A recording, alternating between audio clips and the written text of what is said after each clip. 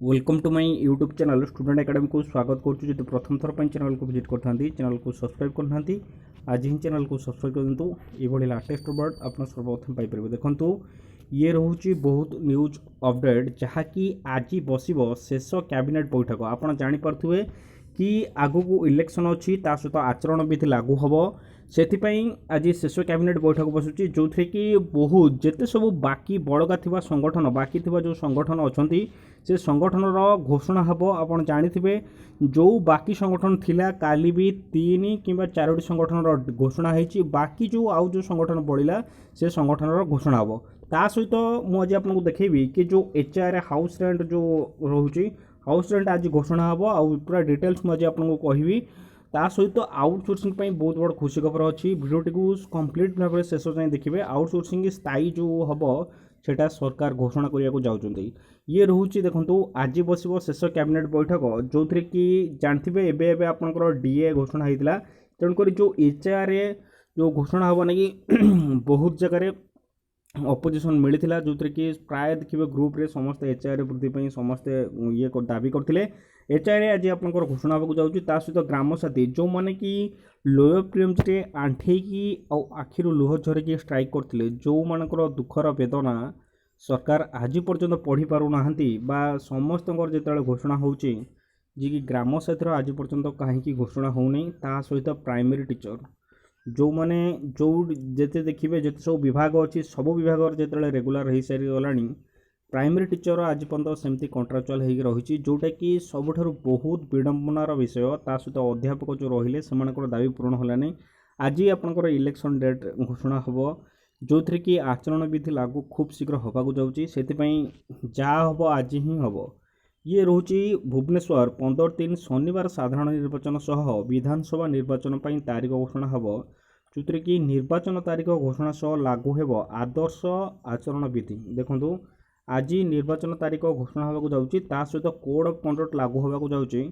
यह पूर्व बस राज्य कैबिनेटर जो कैबिनेट बैठक जो थे कि मुख्यमंत्री नवीन पट्टनायक अध्यक्षतार अनुष्ठित होगा बैठक में बहुत गुरुत्वपूर्ण निष्पत्ति निया संभावना रही।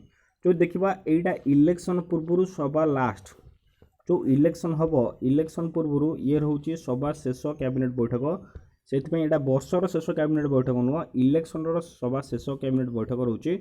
नवीन को पंचम पाली यही शेष कैबिनेट बैठक नवीन कर जो पंचम पाली चलुची यहाँ हूँ सभा शेष कैबिनेट बैठक आपर नुआ मुख्यमंत्री घोषणा नुआ मुख्यमंत्री चयन कर विभिन्न विभाग प्राय 20 रु ऊर्ध्व प्रस्ताव उपर निष्पत्ति नियार संभावना रही जना पड़ी। देख जो डिपार्टमेंट अच्छी डिपार्टमेंट रु 20 रु ऊर्ध्व प्रस्ताव जो प्रस्ताव अच्छी जो डिमांड अच्छी पाखापाखि हो 20 रु ऊर्ध्व उपर निष्पत्ति नियार बोली आपंकर पॉसिबिलिटी रोचे।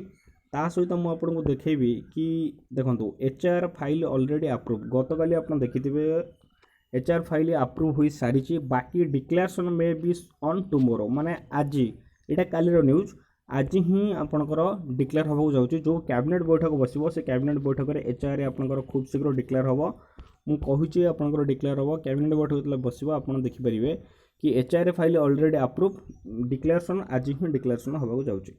ता सहित मुझे काली गोटे भिडियो देती कि ठिका कर्मचारी को स्थायी नियुक्ति दियो जो थे कि सुप्रीम कोर्ट ऑर्डर देता ता सहित बाह्य ठिका कर्मचारी गोटे भिडियो आनी जो थे कि दरमा संशोधन होती देखेबी।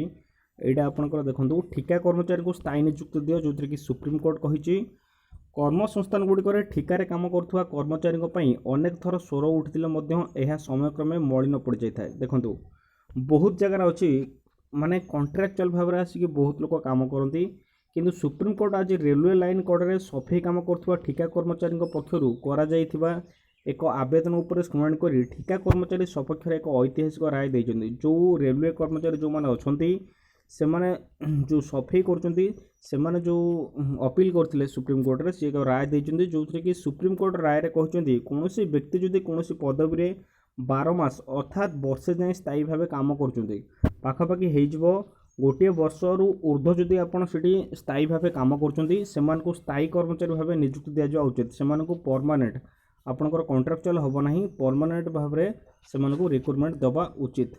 यह बाध्यतामूलक भाव लागू करने सुप्रीम कोर्ट निज राय स्पष्ट कर जो रायटा बाउंड माने जो देखिए एटा बाउंड होची जस्टिस पीएस नरसिंह और जस्टिस संदीप मेहटा खंडपीठ आज मामलार शुणाणी करने अवसर में उपरोक्त राय देते। खंडपीठ कहवा अनुसार स्थायी मनोभाव रखी गोटे स्थान में वर्षे तमाम काम कर श्रमिक को अनुबंधन श्रम अधिनियम 1970 अनुଯାयी ठिका कर्मचारी कहवा आदौ उचित नुहे। से ठिका कर्मचारी कहवा उचित नुहे। वर्षक पर उक्त कर्मचारी जदि से संस्थार काम जारी रखा इच्छा जाहिर करते तेज से स्थायी कर्मचारी श्रेणी में अंतर्भुक्त करदि गोटे लोक गोटे डिपार्टमेंट रे गोटे वर्ष से काम कले कंट्राक्चुअल गोटे वर्ष ऊर्ध्व जदि से काम कर डिपार्टमेंट से परमानेंट आकार से चाकरी जमी दिखती परमानेंट आकार से स्थायी नियुक्ति देवे आउ चाकरी छटई करें आउ से कंट्राक्चुअल रहा ये कही सुप्रीमकोर्ट कही। बाकी खाली रेलवे जो मैंने सफाई कर नुह बाकी अलग जो अच्छी जो कंपनी अच्छी सेठी भी सही सामान सबुठी सामान जो मैंने कंट्राक्चुअल भाव में कम कर गोटे वर्ष ऊर्ध्व समय से कम कले से स्थायी नियुक्ति पाइबे। आउ जो आउटसोर्सिंग जो दरमा संशोधन मुझे आपको भिडियो आनी सेकेंड भिडियो आपको देखी रोचे। Thank you.